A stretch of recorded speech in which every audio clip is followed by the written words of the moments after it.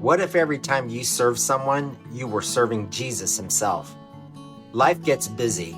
We rush, we forget.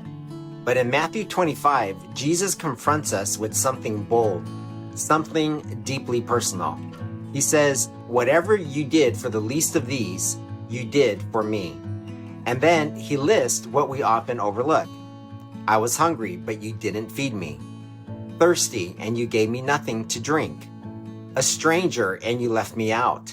Naked, sick, in prison, and you were nowhere to be found. You know, Jesus isn't talking about theory. He's talking about how we treat the broken, the grieving, the lonely, the overlooked. Let me tell you how I saw Jesus this past weekend. You know, my family and I celebrated the life of my dear sister Jayne, who passed away fighting stage 4 cancer for over 27 years. The loss of someone so young and impactful is devastating to my family. But you know, in the middle of our grief, you all showed up.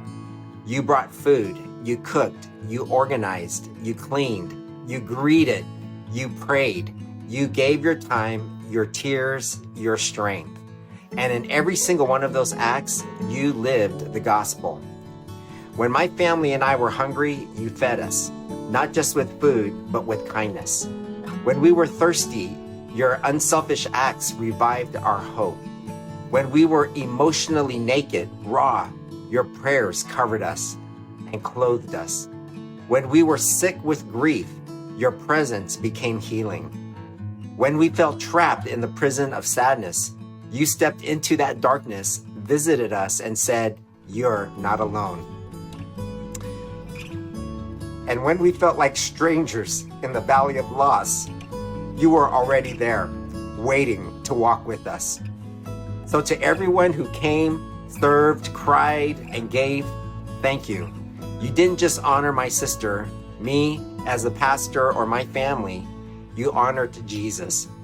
In a world that's obsessed with platform and applause, real greatness still looks like service. Real faith shows up not in the spotlight, but rather with love in its hands. Jesus isn't asking for perfection. He's asking for compassion. So here's the question to all who view this video short. When someone is hurting next, will you be there?